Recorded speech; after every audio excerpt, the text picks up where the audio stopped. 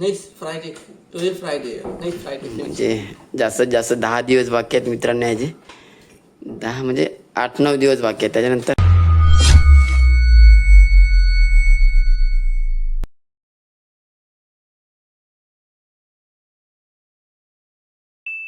तो चलिए शुरू करते हैं. नमस्कार मित्रांनो, तर आपल्या नवीन ब्लॉगमध्ये तुम्हा सर्वांचं स्वागत आहे. तर आम्ही काल दुबईवरून निघालो होतो आणि रात्री बरोबर 4 वाजता म्हणजे पहाटेचे 4 वाजता आम्ही येऊन लेंगेपोर्टला पुन्हा अँकर ड्रॉप केला आहे.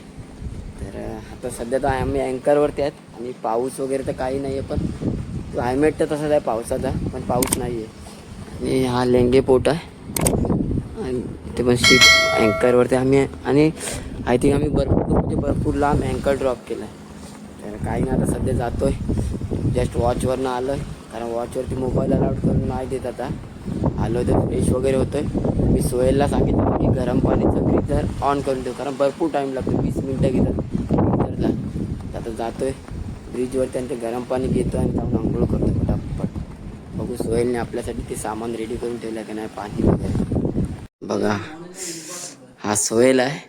आणि रात्रीची परिस्थिती पहिला त्याला विचारू. Sohail, night time why you no eating? Why no eating? Why no eating? हां, सी सिकनेस? हां, रात्री रूमच्या बाहेरच ना निघालेलं म्हणत मित्रांनो. जसा वॉच संपला तसं जाऊन डायरेक्ट झोपला आहे. आणि भाऊच्या आता how much day left? Next Friday.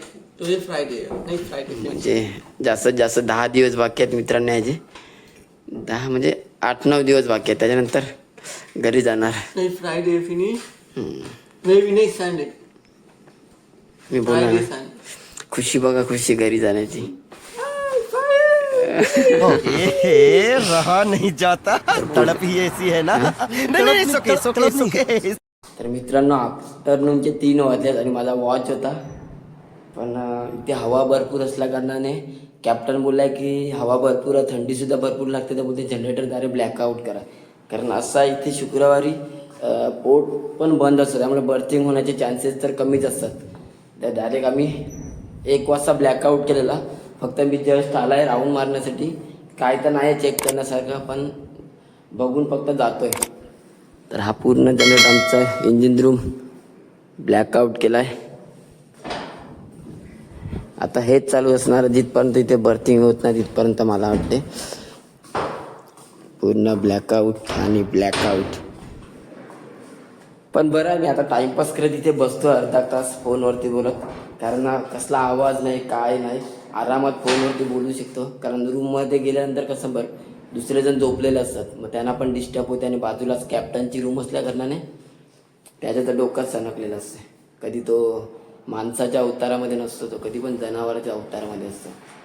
तर काय ना, टाईमपास करत होता इथे बसते, मोबाईल थोडा यूज करतोय, नंतर मग जातोय. कारण आता कधी चालू करतील ते तर काय माहिती नाही, त्यामुळे बघू आता काय होते आणि काय नाही ते. अजूनपर्यंत वारा आहे बाहेर आणि थंडीसुद्धा भरपूर आहे, कारण 16चं टेम्परेचर 16.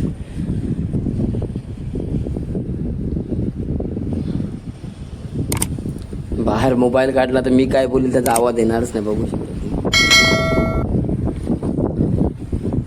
तर चला जातोय. वारा आणि रात्री गेलेले हालात खराब, कोणी जेवले नव्हते, डायरेक्ट आता दुपारी जेवल्यात 12 वाजता.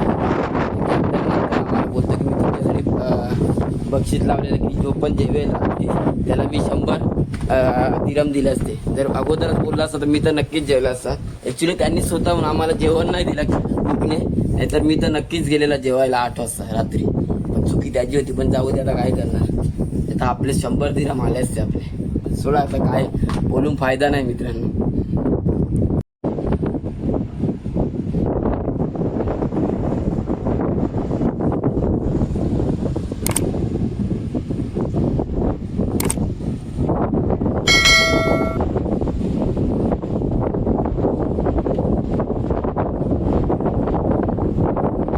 मित्रांनो, जस्ट जनरेटर सुद्धा ऑन केलाय 6 वाजता. ऍक्च्युली मला सांगितलेलं 5 वाजता, पण मी 5:30 वाजता चालू केला, अर्धा तास लेट चालू केला कारण हवा सुद्धा होती म्हणून. तर जस्ट वॉच सुद्धा संपलाय. तर जातो आता रूममध्ये जायचं तर विचार नाही आहे, इथेच बसतोय फोन यूज करत, कारण रूममध्ये गेला का मध्ये झोपलेले असतात, मग कॉलवरती वगैरे बोलायला भेटत नाही, म्हणून इथेच बसतो आणि इथेच यूज करतो मोबाईल. नंतर मग जाईल काय ना, तुम्ही कंटिन्यू राहा. अजूनपर्यंत आम्हाला पोर्ट कॉल काय येत नाही येत असेल तरीच बरं आहे, कारण वेदर खूप खराब आहे मित्रांनो. आणि काल जी हालत झाली ना, भरपूर म्हणजे भरपूर, त्याच्यामुळे नाहीच कॉल आलेला बरं आहे. 2-3 दिवस अँकर असू दे, काही हरकत नाही. बघू आता काय होते. आता वॉच चालू आहे ना, वॉचवरती कुठे आहे बघा रूममध्ये, आणि ते पण काय आमच्या रूममधले एक वस्तू चोरून नेतो. तर त्याच्याकडे खाऊ घेतलं फहीमकडं. इकडे हे होतं बनाना, ते सुद्धा खिशात भरून ठेवलं. ते बघा अजून तो काही ना काही घेईलच इकडनं.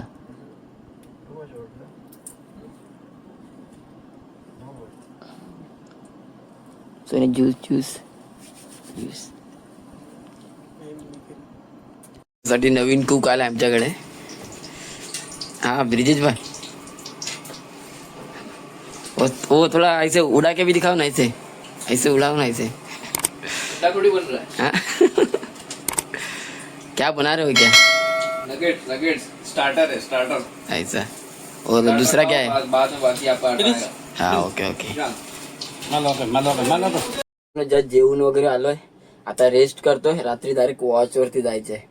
आज सध्या काहीच नव्हतं अँकर वरती, फक्त वॉच आणि वॉचच होतं, दुसरं काहीच नाही होतं. आणि वेदर सुद्धा आता ठीक आहे म्हणून काहीच नाही वाटत आहे. तर मी ब्लॉग इथेच एंड करतोय. भेटूया नेक्स्ट ब्लॉगमध्ये. तर ब्लॉग आवडला असेल तर लाईक, कमेंट आणि सबस्क्राईब नक्की करा मित्रांनो. Bye bye, good night.